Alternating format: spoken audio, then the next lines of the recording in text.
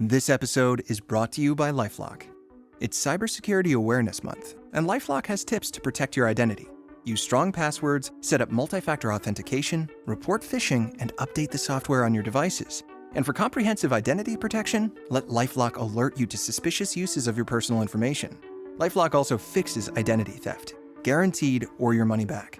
Stay smart, safe, and protected with a 30-day free trial at LifeLock.com/podcast. Terms apply. The family that vacations together stays together. At least, that was the plan. Except now, the dastardly desk clerk is saying he can't confirm your connecting rooms. Wait, what? That's right, ma'am. You have rooms 201 and 709. No, we cannot be 5 floors away from our kids. The doors have double locks. They'll be fine. When you want connecting rooms confirmed before you arrive, it matters where you stay. Welcome to Hilton. I see your connecting rooms are already confirmed.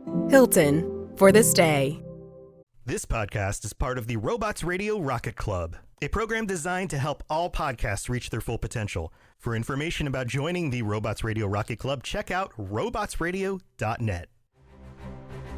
Welcome to the Gundam Lorecast, where we take a deep dive into the Mobile Suit Gundam series, such as the multiple timelines, mobile suits, characters, and so much more.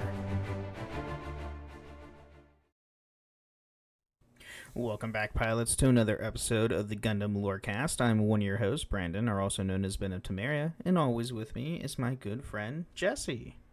How's it going, everybody? And we are bringing you 2 factions this time around, instead of 3, just 2. But arguably, like, the most violent factions, because this is all set in Iron-Blooded Orphans. Yeah, nothing good comes in this series. This whole series is so dark. It's so bad. And it's got some of the best animation and some of the coolest suits in the entire series. And awesome fights. Like awesome fights, really cool characters. Oh my god. Super dark. Oh, like, at least in other timelines, you can go out in a blaze of glory without feeling any pain because there's a thing called lasers and plasma, where you probably won't feel anything. Yeah, not this series. This is all fucking ballistic weapons and melee shit. It's just all the violence possible. And yeah, kind of insane. It's bad. So the first faction we are diving into is none other than Gjallarhorn, which is a military faction that appears in, you guessed it, Iron-Blooded Orphans. It's also a really cool weapon in the original Destiny. Yeah, they brought it back in D2. They did. It's just not. It's not as cool. It'll never be as legendary as it was. Oh God, no! In Destiny 1.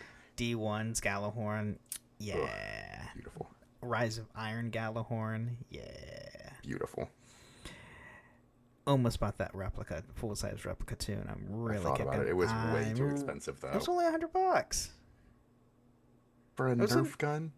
Hey, go and try and sell that now. You probably. I'm sure it's worth a insane amount now. But yeah. So getting into Gjallarhorn's history, so we have post-disaster 01. So Gjallarhorn is a peacekeeping organization established by Agnika Kairu? Yeah, I think it was Agnika Kairu. Agnika Kairu. They were never shown. So so we don't really have a pronunciation. Yeah. So the nations of Earth, in its origin, can be traced back to the Calamity War era. To prevent humanity from facing extinction to the Calamity War, a group of like-minded individuals came across all nations and power blocks gathered together to end the fighting. To that end, they developed the Alea Vijnana system and the Gundam frames to possess the decisive edge necessary to end the war. Oh boy, did they. They later became the organization known as Gjallarhorn. Gjallarhorn successfully ended the Calamity War and used their military power to maintain peace and keep an independent eye on the 4 economic blocks: Abra, the Strategic Alliance Union, the Africa Union, and the Ocean Federation, and they established with the cooperation of Earth leaders. So, doesn't seem too bad right now. I mean, they did, they did develop the Alea Vijnana system and the Gundam frames, which eventually then turned their heads on themselves. Because, no boy, did they. Everything goes so downhill so fast. So post-disaster 323, in recent times, however, Gjallarhorn will use the means of violence to maintain peace. They possess many mobile suits and monopolize the technology required to produce Arab reactors. Unfortunately, the organization became corrupt, with many leaders and officers now willing to use bribery and intimidation, and they interfere in affairs beyond their jurisdiction to remain in power. So, little over probably less than 300 years, they are now not good. Shocker. Shocker, somebody goes super bad in Hey, corruption and a greed. Gundam series after it was built to be good guys. Yep. So the commander of Gjallarhorn Mars Branch, Major Coral Conrad, staged an assault on the oh god, how do you say that? Chris? I think it's Christ. Guard security headquarters to kill Kuduya Ein-Bernstein, who had started Mars' bid for independence from Earth, so it gained favor with the Earth branch. After failing, he sent Crank Zent to eliminate the base, leaving no evidence about the defeat. But this also failed. Yeah, that sounds... Yeah, you know how it failed? Mitsuzuki came around. And caused every problem ever. Yeah, Barbatos is a devil. Which it is. Funny enough. It is. This is just a quick sidebar on Crudelia. If any of you watch Fairy Tail, that's Lucy. Funny that she looks exactly the same too, but the English voice actors are the same. Mm-hmm. Same as Asuna and Sword Art Online and a bunch of other and also major anime. Kigali and Seed Freedom. Oh, yeah, well, she's good to Kigali and I think all of it. Seed all of the the remaster. Yeah, specifically the remaster of Seed. Among many other. She's in a lot of anime. She's a phenomenal voice actress. Hence why she does so many roles. Phenomenal voice actress that we would love to have on the show. That'd be cool. Just like we did. Just like we did in the past. We had Jim. Ooh. Yeah, we would love to have more voice actors like we did with Jim. Hey, I can build connections with this. Hey, I have 2 voice actors in my pocket. Just need to get more. So around the same time, McGillis, Farid, and Galio Bondoon. Sorry, I forget how the names are weird. I don't like McGillis. McGillis is whatever, and Farid. Yeah. Okay, Galio Bondoon. Okay. Arrived on Mars Branch headquarters for inspection. Coral attempted to bribe them, but was rebuffed by McGillis. During a sortie around Mars orbit, Coral was killed in battle and reformed CGS, now called Tekkadan. Which also, when it comes to McGillis, when we go far enough into the future of Iron-Blooded Orphans, he's Iron-Blooded Char. Anyway... Yeah, and he's also like... he's just not a good person. No, he's a capital P. Yeah. Because of how he's... I don't know. Just no. Not a good person. No. Anyway, despite this, to maintain the status quo, Gjallarhorn continued to harass Cordelia and her escort, Tekkadan, in an attempt to wipe them out through intermediaries and try to capture her on the door to colonies. However, thanks to the machineries of McGillis, Gjallarhorn failed to prevent Cordelia in reaching Abra. Instead, Gjallarhorn's attempt to interfere with Abra's prime minister election was exposed during the Battle of Edmonton, leading to the neutrality among the economic blocs being questioned. This led to all 4 economic blocs deciding to develop their own military force.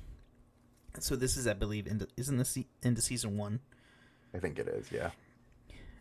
Yeah, this is the end of season 1, because this is where Barbatos fights the, what's his name? Eins, something, whatever. I can't remember his name. That's where, Mitsuzuki loses, the sight in his, right eye and right arm. Yeah. I'm pretty sure, because he used too much Barbatos' power. And use the katana. Much, yeah. That's the Alea Vignana system is a double-edged sword. Super dark. It's bad. It's real bad. So, post-disaster 325, so literally 2 years later, with the shield of neutrality gone, Gjallarhorn lost much of its respect and trustworthiness in the eyes of the world and enters a period of instability. This situation eventually devolves into a full-blown civil war, with McGillis and allied young officers launching a coup to take over and reform the organization. He is opposed by the Iron-Blooded fleet, led by Russell Elion. Elion? Sure. I don't know. Elion. Alien, maybe? I don't know. Well, whatever. Despite... What? Go on. What? I was going to say, I don't know at this time. Wow. So, despite capturing Gjallarhorn headquarters, taking a number of its ruling council, the Seven Stars, hostage, as well as claiming the Gundam Bale for himself, McGinnis' forces are defeated by the Iron-Blooded fleet, and McGinnis himself is killed by Galio. Wait, McGillis is killed? I think he's killed, like, late in. Huh. So, yeah. The Gundam Bale. Pretty late in the series. Yeah. So in the years following the McGillis-Farid incident, Gjallarhorn was reformed into a more democratic organization with Russell as its new leader. Working together with the Martian Union, both groups hope to keep the peace and prevent further exploitation of the weak by signing the Human Debris Abolishment Treaty. So, yeah. Cool. Yeah. They're still not good. I don't care what you do. They're very bad. Yeah. So now getting into their organization. So Gjallarhorn is a powerful organization with substantial influence both on Earth and in space, controlling the Tekkadan communication network that makes long-distance space travel and communications possible in spite of the interference caused by the Arab reactors. Gjallarhorn has 4 known departments: inspection, regulatory, general affairs, and police. Meh. The Inspection Bureau is the elite group consisting of the organization's top executives and those who are blood ties to the Seven Stars, and its primary function is to conduct internal inspection of other departments. It has its own battle cruisers and mobile suits that use them without requiring permission from the Regulatory Bureau. McGinnis, Farid, and Galio Badoon were introduced as officers of the Inspection Bureau. Trying to remember what this guy's... Oh, it's this guy. Purple-haired dude. Yeah. That's right. Also known as Vidar. I remember now. Okay. Yep. I'm debating on going back and watching this series. So the Regulatory Bureau is the organization's military unit that is directly involved in peacekeeping operations through the use of battle cruisers and mobile suit teams. When people refer to Gjallarhorn, they're usually referring to the Regulatory Bureau. The Regulatory Bureau has several fleets, including the powerful moon-based fleet known as the Iron-Blooded Fleet, otherwise known as the Outer Lunar Orbit Joint Fleet. It is Gjallarhorn's largest fleet and is dedicated to protecting the Earth's sphere. Meh. All right, that's fair. Yeah, that's a good point. There's also the Outer Earth Orbit Regulatory Joint Fleet, which is tasked with defending the Earth's orbit. It was viewed by some as being around for show. In fact, due to the rapid response of the Iron-Blooded Fleet to any threats to the Earth, the Outer Earth Orbit Regulatory Fleet had little to no sortie record. The Mars branch is also part of the Regulatory Bureau. Coral Conrad was the commander of the Mars branch, and Ein Dalton, Crane Kazent, and Oris Sinja were officers of the Mars branch. Oh, it is Ein. That is, yeah. This is the guy that becomes essentially a mobile suit. Yeah, because he becomes like just a torso with a head on it at one point. Yeah. Because he loses... I remember he loses or Mika loses his the use of the right half of his body because he was fighting the Eins in his... The Hashmaw. No. Isn't it when he fights the Hashmaw? No, it's the end of season 1 when he's fighting Ein. Because he uses the katana and he used more power. Barbatos had to use more power to use the katana. Because Ein Dalton, he was like he was bound to his Ein Oh Grays. yeah, I thought They he used bound. the mace to break his way out. Yeah, he's Gray's Ein is what they call it. Because he's like bound in it because he's like physically like unable to move his body. So like he's like in like a fluid substance kind of a thing. Yeah. And like his brain like is the mobile suit. Essentially, he becomes the mobile So I thought suit. it was when he was fighting McGillis's Greys Mm-mm. that he did it. Because I thought Ein died in the last season. Mm-mm. Like really died. Nope. So, in General Affairs, a bureau is responsible for accounting the personal affairs, while the Police Bureau is responsible for police operations. Each department have their own ranks, which have given based on the roles performed. There seems to be more mistrust within Gjallarhorn, especially between the Mars and the Earth branches, as Earth soldiers consider Martian soldiers inferior. According to Naz Turbine, the Gjallarhorn forces in the Earth sphere, which include the space colonies, are much better trained and motivated than those on Mars and Jupiter branches. I do I hate that they call them the turbines and spell it as turbine. It drives me insane, even though like I get it's just pronunciation thing, but it still drives me insane. Yeah. Just Wait, because it's of turbine? yeah, they call them the turbines in the dub. But it's turbine. It literally Yeah, spelled turbine. it's spelled turbine. Yes, I know. Oh, God. It drives So- me nuts. So, more than 300 years, the organization was managed by the Seven Stars, a group of 7 family clans who had family during the Calamity War, were believed to be the second only to. Oh God, how do you say that? Akidka Kairu? Kairu. That, Agnica. yeah, I can never remember how to say his name. These 7 family clans have been maintained their influence since then. It is unclear why members of the Kairu family were not included. The Seven Stars ruling system is eventually disbanded due to the death of the successor to 3 of the 7 families. Fair enough. Oh, almost half of Yes. us are dead. No.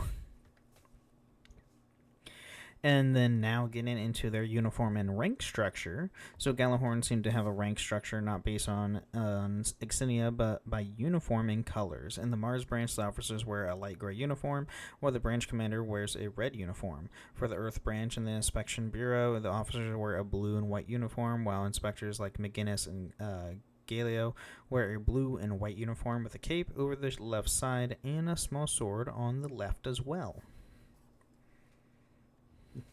Cool. Meanwhile, members of the Aeronauta wear a teal variation of the uniform. Carta Issue, as commander of the Outer Earth Orbit Regulatory Joint Fleet, wore a white and green commander's uniform, while her close subordinates wore green uniforms, with the Earth-based part of the fleet wearing blue and white uniform. While the unit was later placed under the command of McGillis, they adopted the blue uniforms, while McGinnis himself wears a slight variant of the previous white and blue uniform. And it is observed that higher with the ranking, the more lines a soldier will have on his or her cuffs and his or her shoulders, which are gold color for all uniforms. A higher ranking commander will also have the front flap of the uniform folded back to the left in a triangle. For foot soldiers, there are 2 uniforms. One consists of plain blue and white uniform with a visor helmet, and the other is black and gray sealed suit that with body armor and closed helmet intended for heavy combat. Yeah. There you go. And then some notes and trivia of Gjallarhorn.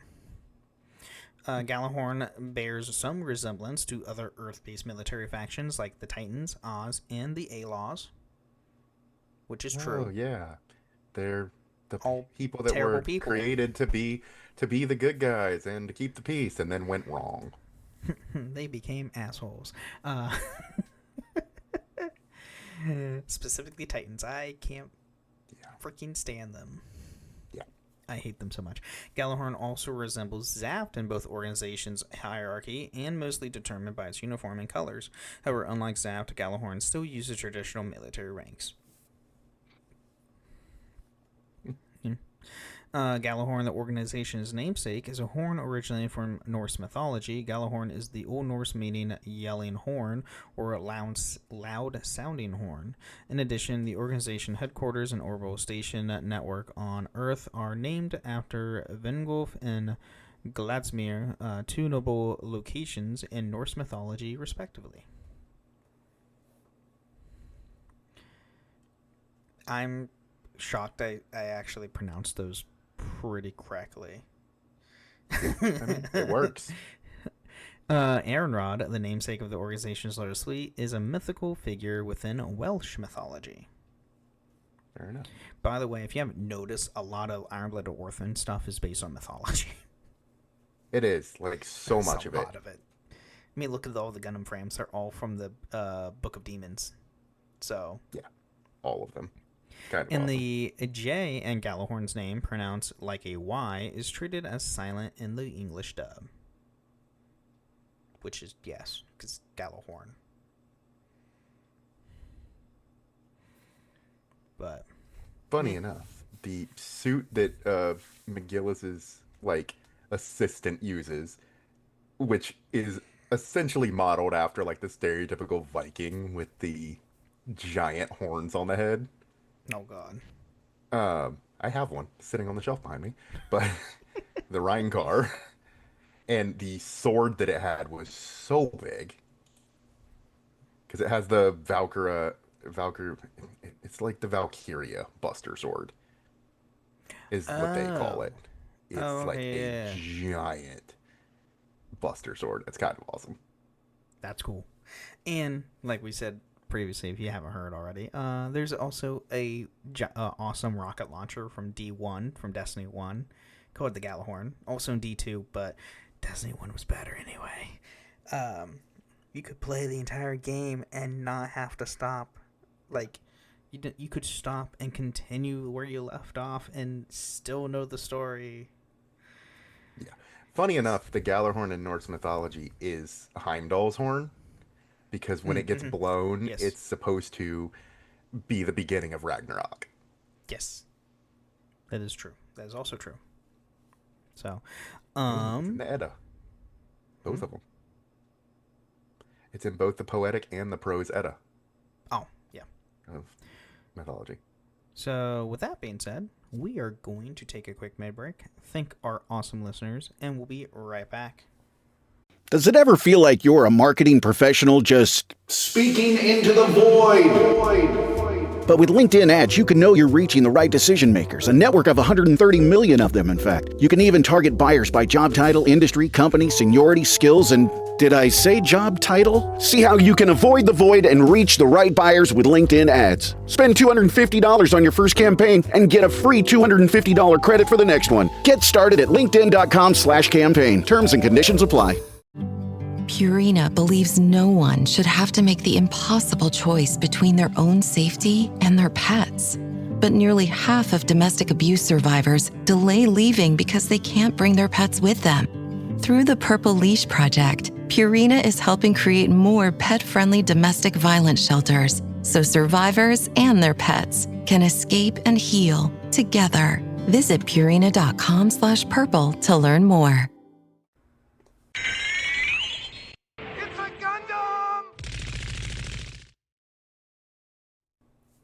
All right, welcome to the middle of the show. We're talking about everything with the podcast. It's nothing to do with the lore of Gundam. Here, we want to thank all of our amazing listeners. Thank you guys so much for listening to us. And if you too want to support us, you can go to patreon.com/Gundam Lorecast, where you can get free episodes, or even join us once a month on the show itself. You can also leave us rating and reviews on Apple and Spotify. Leave a 5-star review on Apple with some words, or a nice Spotify comment. Read it out now next time on the show. Well, we don't have any this week, so it is what it is. You can also find us on a few different Discord servers, the Robots Radio Discord at robotsradio.net, as well as my own Discord server, the Abandoned Friends Podcasting Discord, where you can find this show and all the other shows that I host, which are Holocron History, Star Wars Canvas the Legends, the Final Fantasy Lorecast, the Wizarding World Lorecast, and the Witcher Lorecast. So go check all that out. All great stuff, all great fun. And, yeah, so news. We have some news. Finally. The U.S. is getting a Gundam base, guys. We're getting a Gundam base. Very exciting. Finally. It's in Chicago. Yeah, it's a long drive, but Well, it's worth the drive, probably. For us, it's like 8 to 9 hours, which isn't terrible. It's like 6. It's like 6. Well, 6. No, yeah, you know, you're right. It's like 6 hours, which isn't bad. I was just there a couple months ago. Like, it's literally like an hour flight if you wanted to fly. Go to Gundam Bay. Just don't fly to O'Hare. Fly to the other one. Yeah. Yeah. So yeah, that's having that, which is freaking sweet. Never thought that we would actually get something cool like that for any of our fandoms, honestly. Didn't they just launch the new website?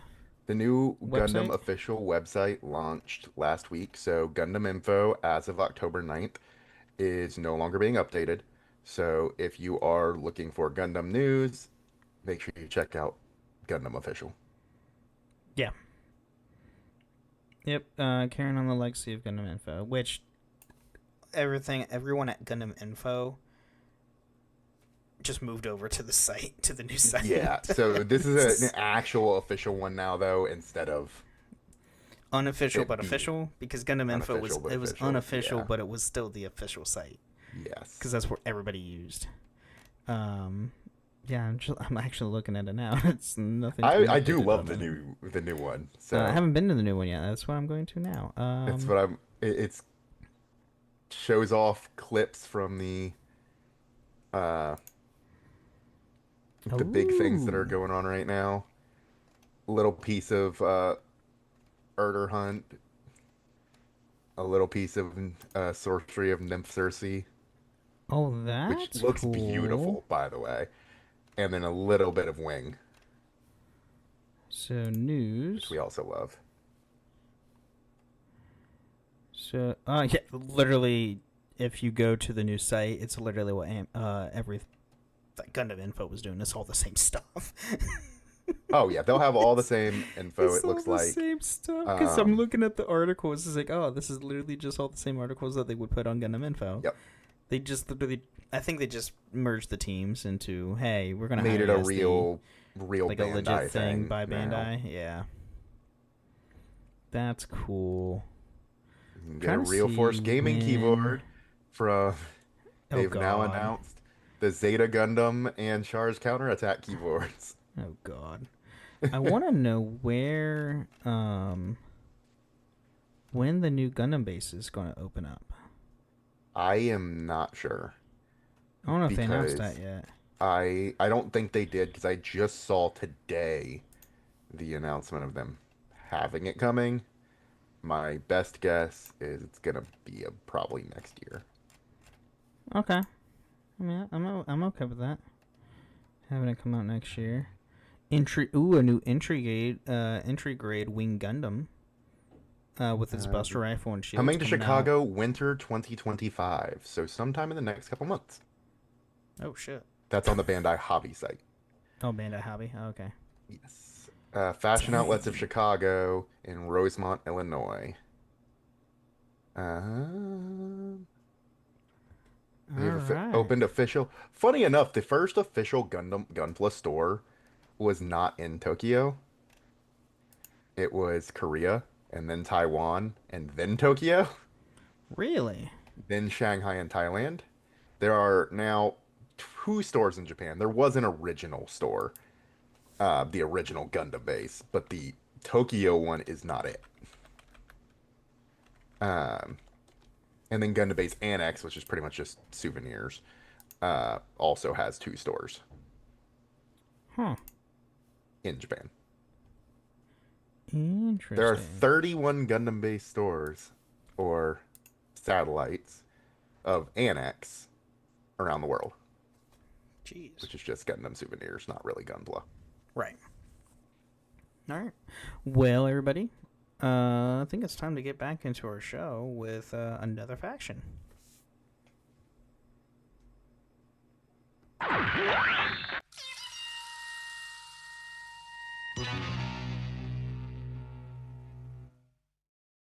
Hey, this is Bill Simmons from the Bill Simmons Podcast, here to tell you that Michelob Ultra, the official beer partner of the NBA, is bringing NBA fans closer than ever this season with chances to win great prizes, including courtside tickets. Enter now at michelobultra.com/courtside. Michelob Ultra courtside 25 to 26. No purchase necessary. Open to U.S. residents 21 plus. Begins on October 1st, 2025 and ends on June 30th, 2026. Multiple entry periods. See official rules at michelobultra.com/courtside for free entry deadlines, prizes, and details. Okay, Chad. Today you're going to drive the all-electric Toyota BZ. But my electric vehicle phobia. I'm not ready, Dr. Ross. I believe in you. Oh my gosh. We're inside it. Try to take deep breaths, okay? The ventilated seats, they're touching me. You can do this, Chad. Drive the car. How do you feel, Chad? I feel cured. Woohoo! I'm doing it! I'm doing it! The all-electric BZ. One drive can change your mind. Toyota. Let's go places. All right, now we have Tekkadan, which is also obviously another faction in Iron-Blooded Orphans, and it was the private security company consisting of the former third group of Christ Guard Security. By the way, Tekkadan means Iron Flower Brigade. An interesting name. The iron makes sense. Yeah, iron makes sense, absolutely. So now going into the history, so the Christ Guard Security's third group consisted mainly of human debris and orphaned drifting children with little to no formal education. These children were divided into different task types. The physically fit ones became mobile worker pilots, while the rest are assigned to pile sandbags or install and remove landmines for practice. Yeah. It's bad. This is so bad. So in post-disaster 323, CGS was hired to escort Cordelia Ein's Birdstein to Earth, but on the night of Cordelia's arrival, Gjallarhorn assaulted the CGS space. In the midst of the attack, members of the third group discovered that the first group had deserted them, prepared for its treachery. The third group's leader, Orga Itsuka? Is that how you say your last name? I think it's good, yeah. I think that's correct. Had planted remote flares on first group's mobile workers beforehand and launched them in to lure away Gjallarhorn's mobile workers to reduce the third group's casualties, only to have 3 Gjallarhorn Greys arrive on the battlefield. By the way, that's smart. It's like, oh, you guys betrayed us? Oh, no. We're going to leave you to the slaughter yourself. So after the third group's Mississauga August overwhelms the Gjallarhorn forces and the Gundam Barbatos and killed the Grace's team leader, the survivors of the first group returned to headquarters to punish the third group for selling them out to Gjallarhorn and reorganize themselves in the wake of the CGS president Mariba Arke disappearing during the commotion. Angry over the pointless deaths and constant mistreatment of the personnel in CGS, Oregon insinuated a mutiny by having the first group drugged during the dinner and tied up. Yeah, Oregon doesn't play.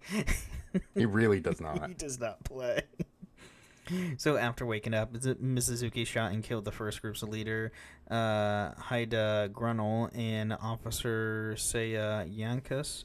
Orga then gave everyone else in the first group the option to either stay and plead loyalty to the new management or leave with a severance pay. The decision on giving out severance pay was to keep the group's reputation intact. After that, the remaining members formed the current Tekkadan. With analysis from CGS accountant Dexter Colostar? Yeah, I don't think know. so. It's hard Dexter. to say. His first name's Dexter. It was discovered that Mariba ran off with majority of the organization's funds, leaving them with less than 3 months of financial support. Cordelia offered to continue supporting them financially through Nobliss Gordon, one of her sponsors. Aside from the Gundam Barbatos, a Grey's Custom, and a handful of mobile workers, Tekkadan acquired the CGS armored assault ship Will of the Wisps and re-Christianized it Isaribi? The Isaribi. Isaribi, thank you. To help Tekkadan get to Earth safely, and hired a local transit company, Orcus Company, and were unaware that the latter were planning on betraying Tekkadan to Gjallarhorn for their own shipping lane protection. That sounds about right. Yeah, they don't, Tekkadan, does not take a break since they form. No, they don't get time to take a break. No, oh god, no. So during the journey to escort Cordelia to Earth, Tekkadan was ambushed while in transit to Mars to the Ishiribi by Gjallarhorn inspectors McGillis and Galio. Tekkadan was successful in repelling the attack thanks to the efforts of Mitsuzuki and Akihiro in their mobile suits before docking with the Ishiribi. Without Orca's company, Tekkadan was left a little to no way of safety delivering Cordelia to Earth past Gjallarhorn unless they found a way to appease another such delivery company. Tewaz, stationed in the Jupiter sphere and holding a great influence on Earth and possessing weaponry that rivaled Gjallarhorn. Ugh. So while what? It's like they rival Gjallarhorn, but to be fair, at least at the beginning, nothing really rivals Barbatos. And when they started out, oh god, yeah, no, Barbatos was massacring all their units, and it was freaking awesome. I loved it. Yeah, it was great.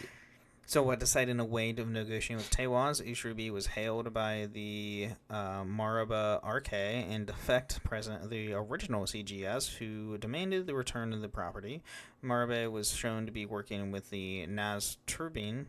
God, I hate this. Yeah, I don't like that. The manager of the transport branch of Tewaz and was the high up in the organization. Naz promised Maraba to solve the Gjallarhorn problem along with the reacquiring his ship and property taken by Tekkadan, and refused to negotiate around helping Tekkadan in the current job on the basis of stealing the CGS, leading to Orga and Naz initiating a sortie of mobile suits. Yeah, and this is when people found out Mitsuzuki is not normal. Yeah, normal's not the word for him. Yeah, no. Well, Mitsuzuki in the Gundam Barbatos and Akihiro and the Grey's custom to intercept Naz mobile suit force. Tekkadan took the next step. Eugene, in control of the ship, provided a smoke screen to allow Orga, Shino, and Dante to board Naz's ship, the TIR-0009 Hammerhead, and to confront Naz and Maraba in person. Arriving on the bridge, Orga walks towards his former employer, ready to kill him for justice on his comrades dying pointlessly by Gjallarhorn. Before Orga pulls the trigger, Naz says that he was reconsidered his deal with Maraba. Earlier Maraba told him that he forced all the children in his employ to undergo the life-threatening surgery required to operate the Alana Vinyana system, showing little concern for their well-being, despite for the life-threatening nature of the process. And now is willing to listen to what Orga and Tekkadan have to say, canceling the sortie between the mobile suit pilots and recalling them to the Hammerhead for discussions with Tekkadan. Yeah, this entire negotiation, so Tewaz had no idea what these kids have done or have been been treated to, and then when they were then it was found out, it's like, oh, they've been subject to the LA Vinyana system. By the way, is a really big no. That system's not supposed to work. That's terrible. It's not what you're supposed to do to kids. No, it's beyond torture. It's almost a death sentence. And if you survive, you're lucky. And by the way, Mitsuzuki, he went through once or two or three times. I don't remember. Twice. He had to go through it more than once, I'm pretty sure. But then he also, that's the only reason he can actually pilot Barbatos, though, is because he has the then just piloting the Gundam frames in general. You're supposed to have the LA Vinyana because that's how the only way they had the hookups. Anyway, so this eventually placed Tekkadan in contact with the leader of Tewaz, and after the Sakasaki ceremony with Naz, made Tekkadan an affiliate at Tewaz through Naz, and this also allowed Tekkadan to receive equipment, resupply, and upgrades, including a refinement for the Grey's custom and restoration of the Gundam Barbatos to its state during the Calamity War. Which, by the way, such a cool character. So what? Naze was such a cool character. Oh, he's a cool character. Oh, yeah. But seeing the Barbatos be fully upgraded to where it should be. It was awesome. Oh, that's great. So Tekkadan then made its way to Earth through the shore zone, and there they encountered a space pirate group known as the Brewers. After a grueling battle between the two forces, Tekkadan eventually boarded and captured the Brewers' ship and received the spoils of all their ships and mobile suits. While a majority of the spoils were sold for profit, Tekkadan retained the ASWG-11 Gundam Guston and several UGY R41 main Rotus. The Gundam Guston was soon modified into the ASWG-11 Gundam Guston Remake, and while the main Rotus were later changed into the UGY R41 Landman Rotus. Yeah, those didn't show up till season 2. Oh, it's those things. Okay. I'm trying to remember what they were. I mean, the Gundam Guston, and then when they made it into the Gundam Guston Remake, is a complete 180 turn on what that looks like. Yeah, because it's like chonky when they first get it, and then the it's Gundam like Guston is like literally just one gigantic heap of metal, and then you look at the remake and like look at the actual what the frame actually is supposed to look like, and I was like, oh, they put it on a diet. Yeah, and did it do it good? So while Tekkadan arrived on the Earth sphere, they stopped at the Dork colony to deliver a shipment as well as resupply.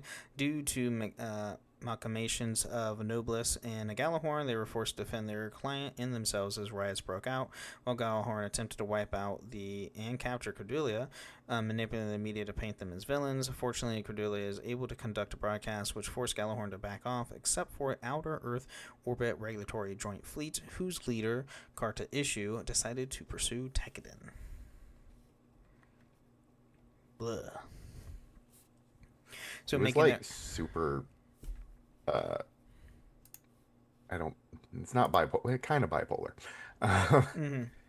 Like she I went didn't like up these and episodes down because this was when they were in the colony and there was like actual political crap going on. I was like, I don't want to see this. Yeah, I hate this. Anyway, making their way to where Toganosuke Makanai. Thank you. The former Prime Minister of Araba was exiled. Tekkadan received additional mission, delivery of both himself and Cordelia to Edmonton, the capital of Arbara. Their mission was made difficult by hoarding an Outer Earth Orbit Regulatory Joint Fleet, results in the death of Biscuit Griffin, one of the inner circle of Tekkadan. Still, they successfully chased Issue's force when away from the island, allowing Tekkadan to arrive at Alaska, where they continued their journey on trains. En route, they were further stopped and issued and the remaining forces, but Tekkadan succeeded in destroying their force and killed Issue. There's something funny about the capital being Edmonton, Canada. Just saying. Yeah. And also, Biscuit's death was so sad. It was so sad. It was like one of the major characters, better. like you see at the beginning of the show, actually die. Biscuit deserved better. He did. So arriving in Edmonton, they entered a battle of attrition. Words. With the Gjallarhorn garrison force stationed there for 3 days. Although they were outnumbered by Gjallarhorn, Tekkadan managed to hold their ground, but are running out of time as the election for the next prime minister is to take place at the afternoon of the third day of battle. In desperation, Tekkadan decided to take a convoy of mobile workers straight into Edmonton while using the remaining forces and the withdrawing troops as bait. With the mobile suits engaging Gjallarhorn's Gray's ground types, the remaining force engaged Gjallarhorn in the bridge that led to Edmonton. Help later came in the form of Eugene and Chad's mobile worker group, allowing Orga's convoy to sneak into the city, though the dried riverbed, a cause celebrate emerge when the Gray's Eye entered the city limit, allowing the Gundam Barbatos to follow it and engage it, ending with the destruction of Gray's Eye, while Galio Badoon was defeated by Montag and his Grimgard, I think. With the successful delivery of the Machina and Cordelia to the Parliament, the two were able to bring about a political victory that caused a loss in trust in Gjallarhorn while making Tekkadan a respective company. Yeah, that's the end of season 1, by the way. Yeah. That's a lot. So after 2 years, Tekkadan expanded significantly, where they became a direct affiliate of Tewaz, an Earth branch that was also created, which served as a military advisor for Arab. The memorial stone for Tekkadan members who fell in the line of duty were erected on the Sakura farm, which is awesome, by the way. Tekkadan was later hired by Cordelia to protect her during a half-metal wine visit. During the mission, they fought with the pirate group Dawn Horizon Corps, hired by Terra Liberines, whose leader is upset with Cordelia's refusal to help them. Although the attack was repelled, Tekkadan had become a target of the pirate group. Tekkadan then went into space and fought with the pirate group. With the help to form from a Gjallarhorn force led by McGillis Farid, subordinate Ishirugi Kamens, Tekkadan defeated the group and captured its leader. What, did I say that wrong? I don't know. No. When McGinnis went to Mars later, he proposed an alliance with Tekkadan, and Orga agreed. The Earth that subordinate's the one that pilots the Viking suit. Oh, okay. The Earth branch was then later dragged into war between the Arbra and SAU, which was secretly instigated by Russell Elaine, though through Galen Massa, a mercenary that worked for him in order to weaken McGinnis's power base. The situation was made worse as Earth branch auditor Radans had colluded with Galleon and interfered with communications between Tekkadan's Mars headquarters and the Earth's branch. And then eventually, Radans' betrayal was exposed by the arrival of the Mars HQ forces, leading the execution by Subordinate Commander Takiko Uno. Following the conclusion of Arab's SAU conflict, Orga had decided to temporarily disband the Earth branch and withdraw all assets, mobile suits, and personnel to Mars. After being offered to complete control of Mars in return for supporting him, Tekkadan joins in McGinnis's Farid's revolution against the ruling system of Gjallarhorn. And there's still more. So after McGinnis Farid's revolutionary fleets are defeated by the Iron-Rod's fleet, Tekkadan retreats to Mars with the enemy in pursuit. Tekkadan's Mars HQ was eventually surrounded by the Iron-Rod fleet, while Orga offered to surrender McGinnis to Russell in exchange for clemency. Russell refused as Gjallarhorn had to make Tekkadan a scapegoat to view as an effective peacemaker, with Iron-Rod blocking all forms of communication to the outside and the media manipulated to believe Tekkadan refused to surrender. It seemed all hope was lost, but a blocked tunnel underneath the base was found that could allow them to escape to Christ, and members of the organization started to dig their way out. Yeah. And then meanwhile, Orga, with a few members, sneak past the enemy and head towards the Admos company, where they contacted Makane for help. Makane and former members of the Turbans were willing to help them to escape to Earth, where they could forge new identities. However, Orga was killed by Noblest Gordon's men as they left the company. In order to give him a non-combat's time to escape, Mitsuzuki, Akihira, Eugene, and Hush led a team of mobile suits against the Iron-Rod fleet's massive attack force. After a long and brutal fight, Eugene and the large number of Tekkadan personnel managed to escape via the unblocked tunnel.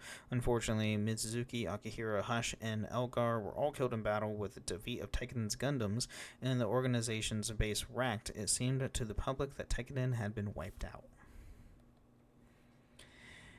Yeah. Very, very sad. It's a brutal ending, by the way. It's a brutal show in general, honestly. It is. God, if you want to see trauma, this is trauma. So years after this disbandment of Tekkadan, many former members work now for Cordelia, who had risen to lead the new independent Martian government, the Martian Union, or the Nada Kaspa, as is mobile worker factory. After learning that Noblesse Gordon had returned to Mars, Ride, Mass, and several former Tekkadan members went MIA to assassinate the former to exact revenge for Orga. The names of those who died during the McGinnis Harid incident were cruelly carved into the memorial stone at its base on Sakura's farm. Yeah. It's sad. And their main headquarters was in the outskirts of the Martian city of Christ. Their Earth branch was formerly headquartered in the abandoned railway station at the outskirts of Edmonton. Both fell under the jurisdiction of Arab. And then a little bit of trivia. While G Generation Crossrays include arts of the generic female characters in Tekken uniforms, only 3 female characters are known wearing Tekken uniforms in the show proper. Atra Mixa, Cordelia Ines Birdstein, and Merbit Stampleton.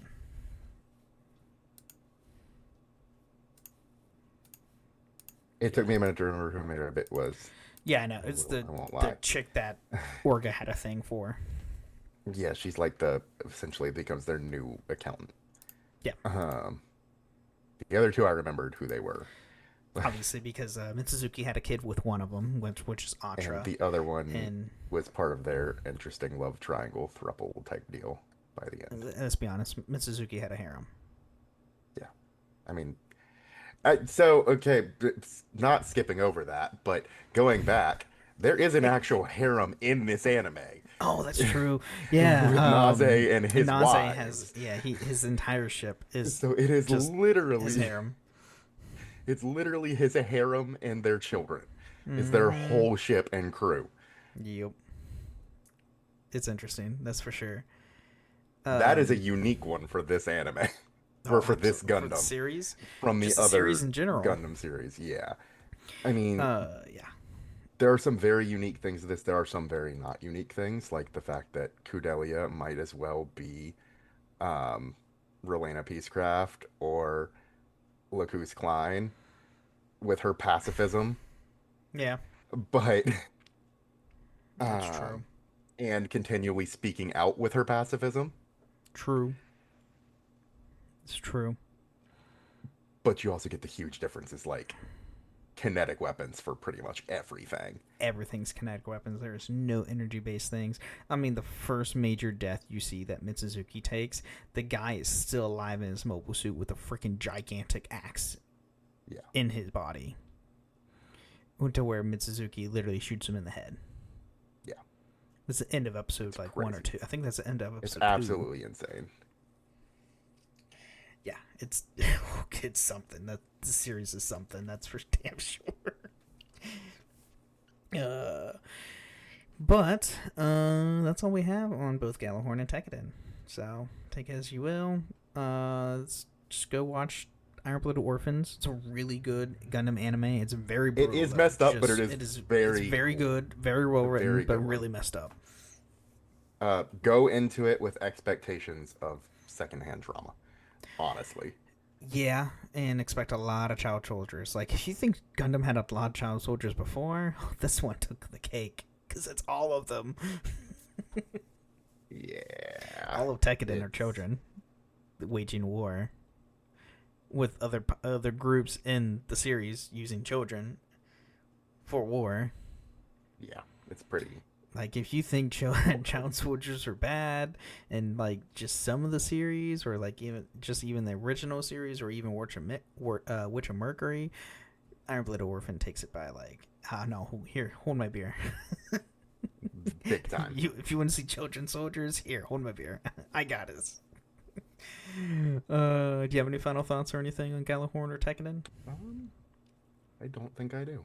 Even though That's like pretty much all Tekkadan's I've got. like fate was very sad because all the main characters that we like grew crazy with die.